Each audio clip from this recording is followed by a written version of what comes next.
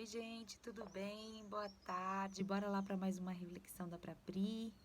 A gente se encontrou aqui essa semana ainda, falamos sobre o temor do Senhor e esse temor de Deus tão maravilhoso. Não dá para encerrar o assunto, obviamente, sobre nenhum dos temas que a gente trouxe aqui em um vídeo, um áudio, uma pregação. Não tem a menor chance da gente encerrar o que a palavra de Deus fala sobre aquilo num 5, 6 minutos aqui, né? Mas a intenção é te encorajar a buscar mais ao Senhor, a desejar conhecer esse caminho do temor do Senhor, que leva a gente para tão pertinho de Deus. Que delícia que é estar pertinho de Deus. Eu quero mais. Hoje eu vou falar sobre arrependimento. Tem tudo a ver com temor, né? O temor do Senhor. Lembra que temor não tem nada a ver com medo? Que é respeito, reverência. É muito engraçado quando você vê alguém, às vezes a gente vê entrevista de gente famosa, que tá ficando famosa, sei lá, e pergunta, você tem algum arrependimento? E a pessoa diz, eu não tenho arrependimento nenhum na minha vida, faria tudo de novo. E eu não acho que isso seja verdadeiro, sinceramente. Tem muitas coisas das quais a gente se arrepende na vida, né? Eu tenho muitas coisas das quais eu me arrependo, muita coisa que eu falei, muita coisa que eu interpretei errado e acabei julgando a pessoa, muita coisa que eu me expus porque a gente faz isso, né? Ou confiei em alguém que não devia, não necessariamente porque a pessoa é ruim, mas porque talvez a pessoa não tivesse maturidade para lidar com aquilo naquele momento, e também me arrependo de não ter tido maturidade em alguns momentos da minha própria vida. Enfim, como mãe, a gente se arrepende de muitas coisas também, de às vezes passar da conta numa bronca, né? E a gente tem que ter humildade para pedir perdão para os nossos filhos também. Então é muito estranho quando alguém diz: eu não tenho nada do que me arrepender. Arrependimento não é um problema. O problema é o erro que a gente comete. É o pecado que é o problema. E quando a gente confessa o nosso pecado e realmente quer viver uma vida diferente daquela em que o pecado teve espaço para se cumprir, para se concretizar, então é necessário realmente que haja um arrependimento real. E o arrependimento traz tantos benefícios. Primeiro, ele faz a gente dar frutos, frutos diferentes, frutos que são dignos desse arrependimento, frutos que mostram que realmente houve uma mudança, porque a nossa vida, ela fica diferente. Segundo, a gente conhece tão mais de Deus quando a gente está arrependido, quando a gente se humilha debaixo das onipotentes mãos do Senhor e diz: Deus, eu errei, eu pequei nisso daqui, me perdoa. E o Espírito Santo vem e ajuda a gente a consertar, a desdobramentos do nosso erro, do nosso pecado. Claro que há. E a graça não impede que esses desdobramentos aconteçam. A graça, ela nos dá a autoridade e poder de Deus para lutar contra o pecado, para não pecar mais.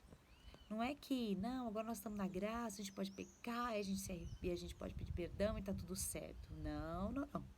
Não faça da graça uma desgraça na sua vida e algo que vai te afastar de Deus, porque essa não é a verdadeira graça. A verdadeira graça nos mostra um caminho de autoridade. A autoridade que Jesus conquistou na cruz pra gente ser mais que vencedores contra o pecado, contra aquilo que faz separação entre Deus e os homens.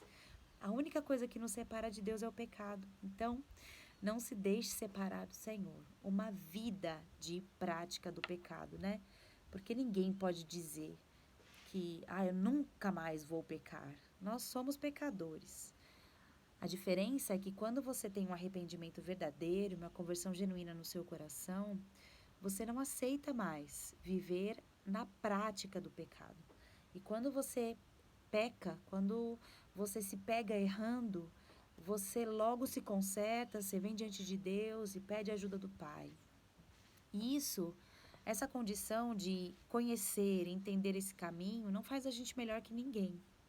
Há muitas pessoas errando por aí, achando que porque eu entreguei minha vida para Jesus, eu sou melhor, eu sou mais forte, sei lá, né? A pessoa acaba entrando num outro pecado, que é a soberba.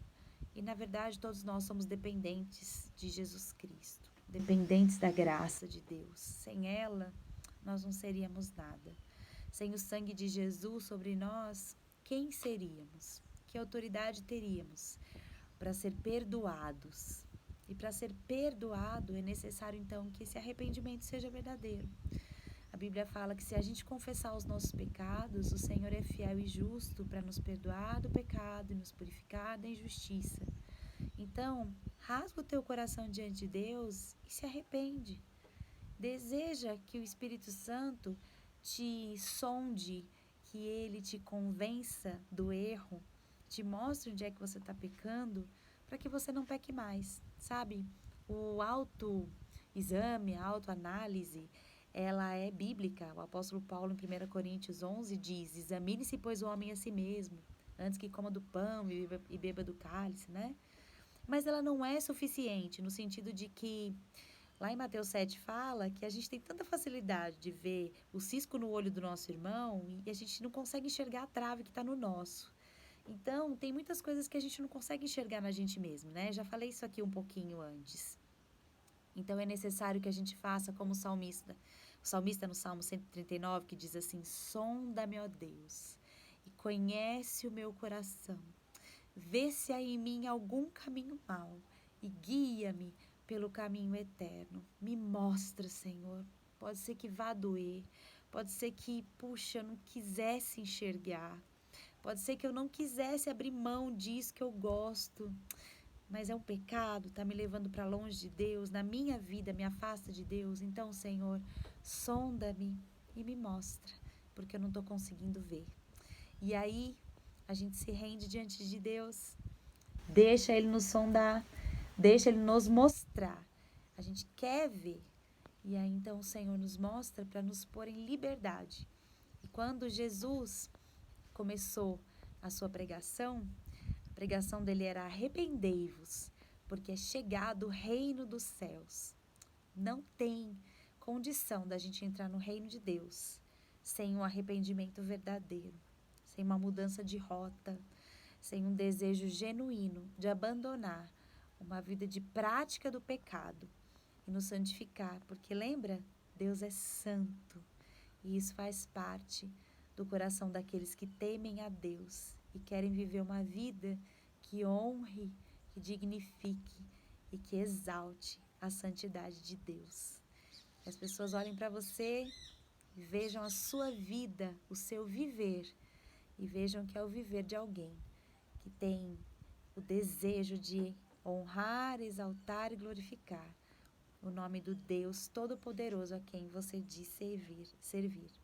Então, que a gente possa ser uma carta aberta, uma carta de Deus para essas pessoas, para o mundo, mostrando que sem arrependimento, sem a humildade de entender que a gente sem Jesus não é nada, nada, nada, e com o desejo genuíno de deixar que o Espírito Santo sonde o nosso coração e nos mostre realmente o que há em nós, para nos guiar pelo caminho eterno.